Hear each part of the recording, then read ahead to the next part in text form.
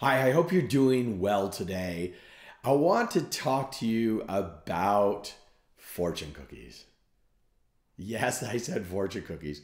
We all know and love them. I personally love to go have Chinese food and open up that fortune cookie at the end and just have all the fun sharing it with all of my friends and family around the table. Who got what fortune? What does it mean? Maybe playing some of those fun games like reading the fortune and in between the sheets after, or whatever that game may be for you.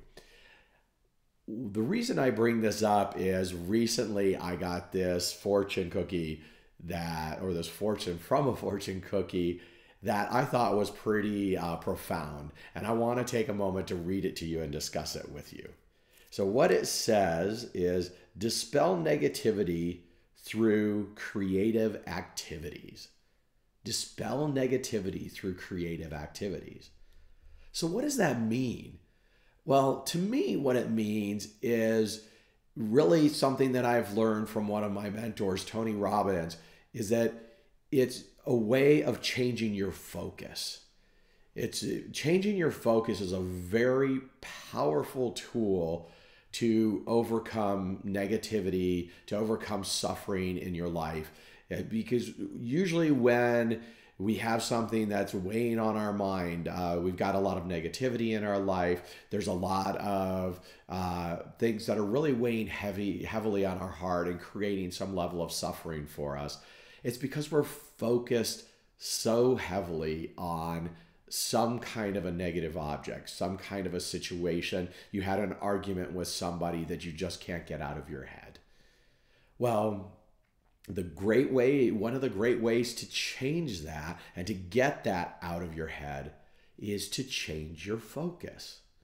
Seems a little obvious, and maybe it is, but if you change your focus, find some way, get out and go to the mall, get out and go to a friend's house, find a project to work on, or like this fortune cookie says, find something to be creative with.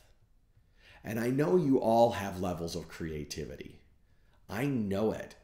As an engineer growing up, I have a master's degree in engineering. I've never thought of myself as being creative because to me, creative things are art and music, movies. Those are creative things, or I should say, let me correct myself, those were creative things previously. What I've since found out is that I bring an immense amount of creativity to my engineering work. You have to be very, very creative, very resourceful. It's another way to say creative. You have to be resourceful as well to be able to solve problems, to figure out why a computer's not working, why the network's not working. Any of those kind of what we would call troubleshooting activities require an immense amount of creativity because you have to figure out what you've been told, you have to figure out what you haven't been told, and figure out from those things where the problem lies. It's a lot of detective work. So those of you that are fans of Sherlock Holmes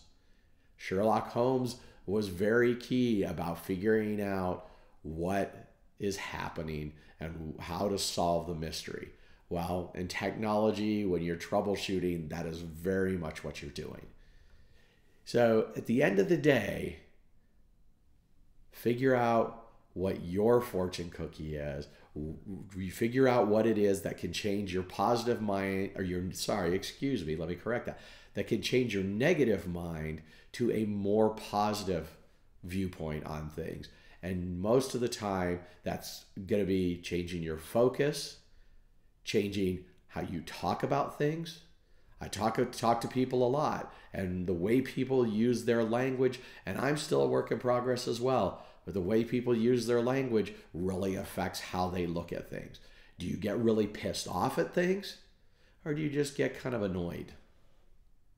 It really does matter how you use your language in everything that you do. And even though I'm coming to it finally, the key point to it is your physiology. Are your shoulders up? or are they down? Is your voice up and excited? Do you have a smile on your face? Or are you walking around with your head down? All of these things matter. Focus is one way to change your mindset. The other two are very helpful. And if you bring all three to bear, you are going to be a different person, and your entire state of mind and body and energy are going to be completely and radically different. So that's what I've got for you today. That was my little fortune cookie for you today, is how to use your creativity to change your focus and to create a better state of mind for yourself. I hope you find that helpful. Again, my name is Rob Rell, and you can find me at robrell.com or on Facebook at Rob Rell Blog.